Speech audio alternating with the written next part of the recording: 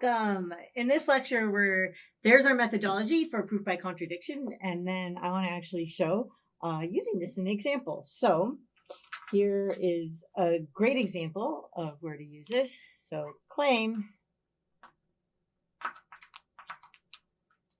the difference of any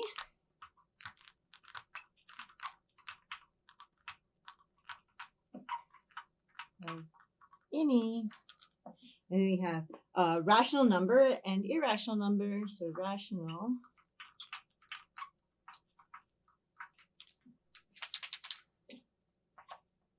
there we go. Rational number and irrational number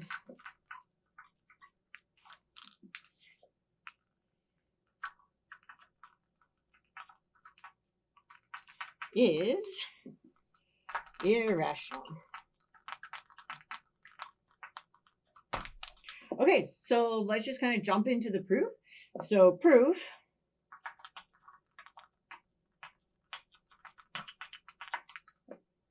so I'm going to suppose, let's just kind of go all the way kind of across like this.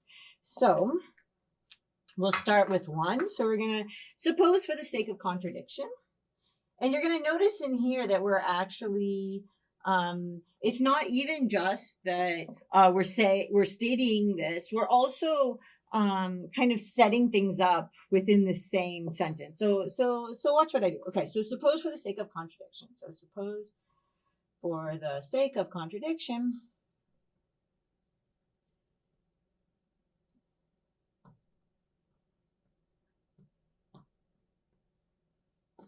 that there exists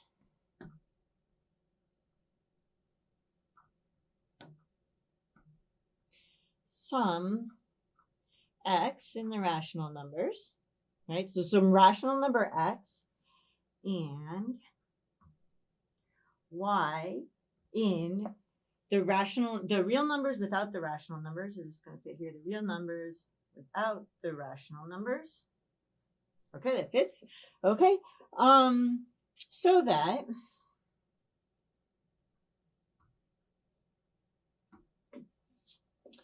x minus y is a rational number.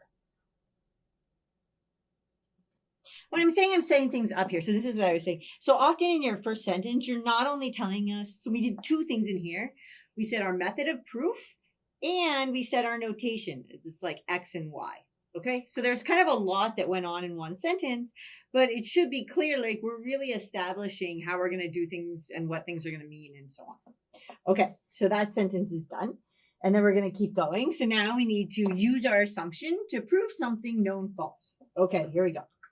So by the definition of a rational number,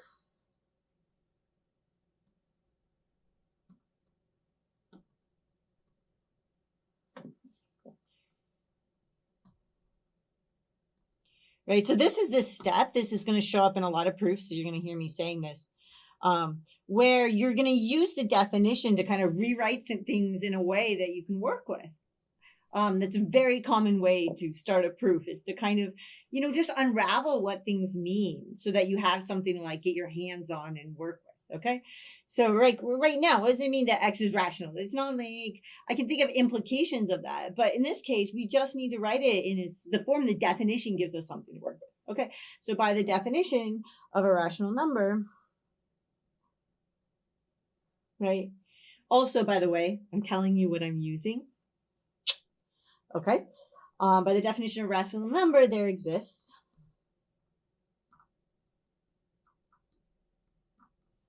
A and C in the integers and B and D in the natural numbers and B and D in the natural numbers. Okay, so that, and here we go, here we're going to rewrite these in a way that we can work with, so that x equals A divided by B. And right, these are rational numbers, so we can write each of them. So the other rational number here we have to work with is y minus x is equal to C over D. Okay, So before I get to the real meat of the proof, right? At this point, we're still rewriting things actually in a way that we can work with. But before we get to the real meat, I want to point out something, which is that this is how I would have guessed if this was a proof by contradiction. Or like that was a good method to use here, was because it's hard to, like, irrational is really a not statement. It's hard to use that definition, right? Like, that there doesn't exist something, that's really hard to work with. It's much easier to work with when you know there exists something, right? So if we can turn that by this contradiction, by finding the negation from a irrational number to a rational number, now all of a sudden we can write things in this form and we have something to work with. So that's would have been to me an indication that this would be a good circumstance for proof by contradiction. Okay, here we go. So bum, bum, bum. By substituting, so now we're into the meat. So by substituting,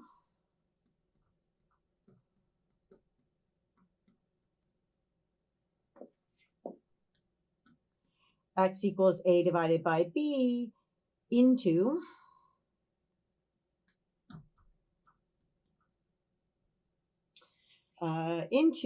x minus y equals c divided by d, we obtain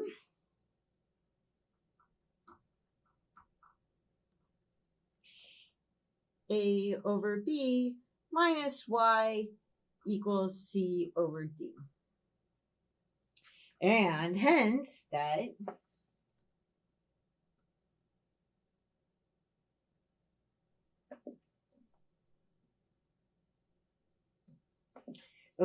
and hence that y equals, and then we have AD minus BC divided by BD. I want to talk about this sentence a little bit also, because this is something that when you're working this out in your scratch work, you probably just would have written it in a whole bunch of lines with maybe some implies and things like this. But this is this is also an example of showing how to turn all of that into sentences. You told me what we did, then you obtained this, and hence you obtained this. Okay, so these are kinds of ways that when we write proofs, we usually write them out in complete sentences, and these are some of the language that we use to do that. So when you're looking for what language do I use, here's an example. Okay, since, right, so where are we at now, which is that we're trying to prove, and we can look at this, we're trying to prove, we're trying to reach a contradiction, really, and really the only thing we have to work with is that y is supposed to be irrational, right? So our contradiction is going to be that y is actually rational, right, which is something to work with. So to show that this is actually rational, I need to say that, these have to be integers. Okay, so since A, B, C, D is in the integers, and B, D are natural numbers, and so there's actually a little bit, so you could say the integers, so the integers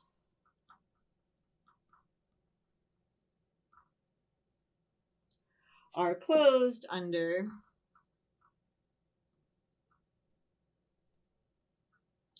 multiplication and subtraction.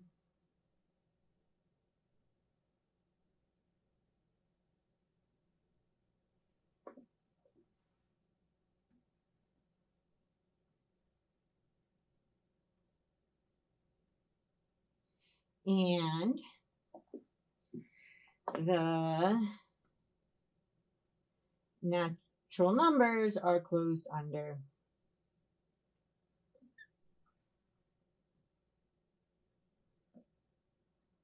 multiplication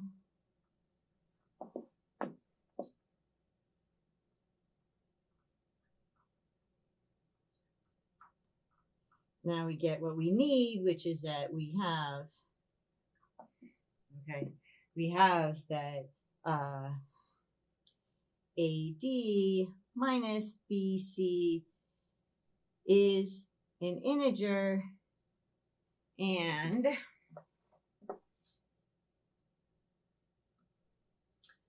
BD is a natural number. Okay. Which tells me that y is rational. So y is in the rational numbers, contradicting that, right? This is where I'm telling you what I'm contradicting. So contradicting that y is in the irrational numbers.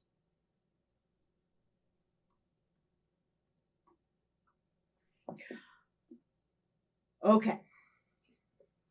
So now we can move into the next part. Oh, since this contradicts this much hold,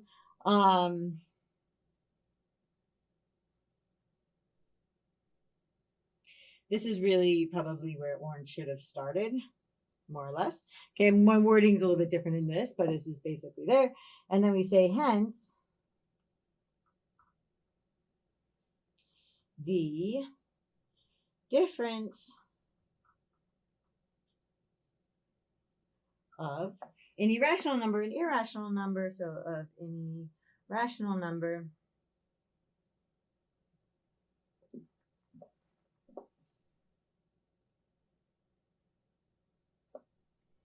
and irrational number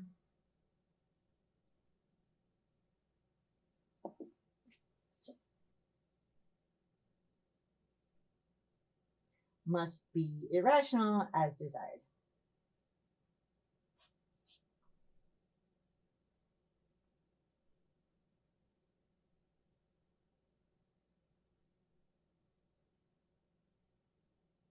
And then, as always, I like to finish my proofs with QED.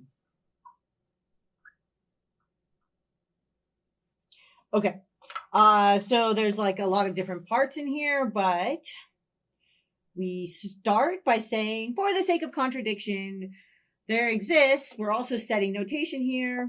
X is a rational number and Y is an irrational number. Okay. So that the x minus y is actually a rational number, so the difference is a rational number. Notice that I'm also like, I'm maintaining this. I didn't negate every single part. This part is, that was in there. That's the start. That's my assumptions. I didn't negate my assumptions. You don't want to negate your assumptions. Okay. In the next stage, I use, and this was also why this is the hint that we're going to be looking at a proof by contradiction, is because the rational definition gives you something to work with. So we use that. We work with that. We set our notation. We write these in a way we can work with. Then we do our manipulations. There's some language in here that I use that you can mimic if you're trying to figure out how to kind of change your sequence of logical steps into sentences, as we usually expect you to do. And then in the last part, we said what we contradicted, and then we said, okay, we made a contradiction, thus we know that the original statement must have been correct. Okay, so I hope that made some sense and was useful, and I will see you in the next lecture.